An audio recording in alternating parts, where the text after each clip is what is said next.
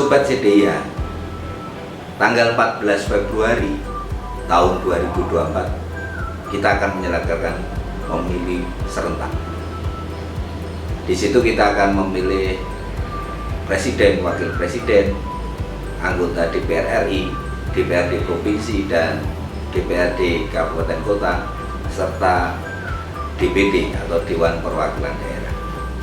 Sesuai dengan pasal 168 di Undang-Undang 7 tahun 2017 tentang pemilihan umum, di situ disebutkan bahwa untuk memilih presiden dan wakil presiden itu dalam satu kesatuan daerah pemilihan.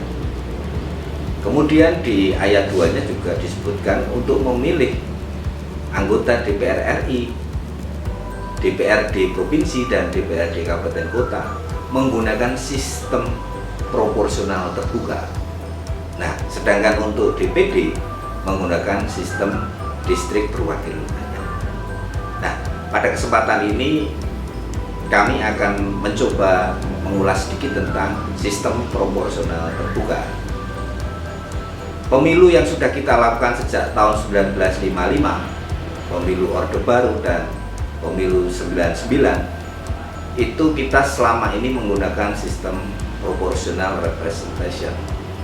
Nah, baru di tahun 2004 ada dua varian yang kita gunakan, di mana sebelumnya kita menggunakan proporsional tertutup atau closed list proportional representation. Nah, di tahun 2004 mulailah kita menggunakan sistem proporsional terbuka. Artinya apa? Yang tadinya partai politik menentukan calonnya di dalam memilih DPR RI maupun DPRD provinsi hingga DPRD kabupaten kota, sekarang terbuka. Calonnya, daftarnya dimasukkan di surat suara. Nah, bedanya di 2004 memang transisi, di mana di 2004 transisi dari proporsional tertutup menjadi proporsional terbuka, yang kita sebut sering proporsional terbuka terbatas. Artinya masih mendekati terbuka murni. Di mana di situ pernah kita lihat di sejarah 2004 sebelum resmi kita lakukan proporsional terbuka di 2009 sampai sekarang, itu masih menggunakan DPP.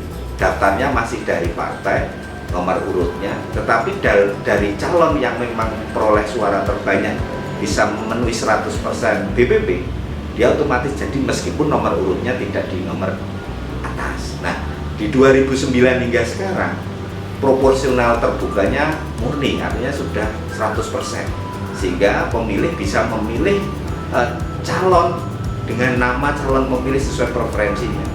Siapa yang kemudian didaftar calon yang diusulkan oleh partai politik bukan berdasarkan nomor urut, dia memperoleh suara terbanyak. Apabila partai tersebut meroleh kursi misalkan 1 atau 2, ya partai itu dapat 2 kursi, berarti anggotanya yang suara terbanyak di daftar urut calonnya itu yang menjadi calon terpilih. Jadi ada perbedaan dalam sistem proporsional terbuka.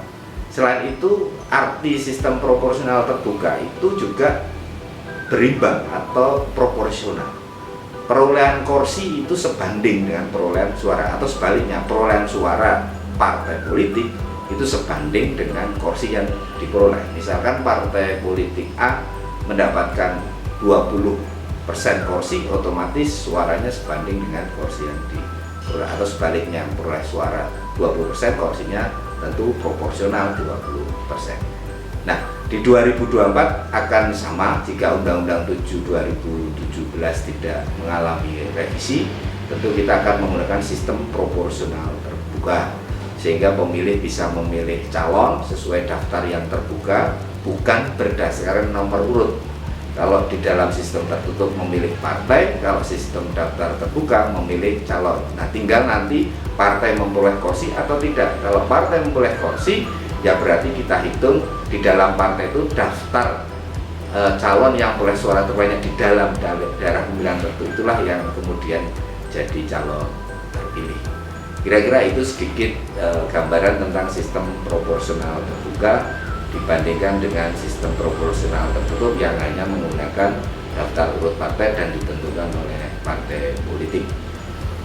Saya kira itu sedikit gambaran tentang proporsional terbuka, dan saya ingatkan kembali bahwa tanggal 14 Februari 2024 kita mari gunakan hak pilihnya untuk memilih presiden, wakil presiden, DPR, DPRD provinsi maupun kabupaten kota serta DPD untuk kemajuan negara di masa depan. Salam Cedia.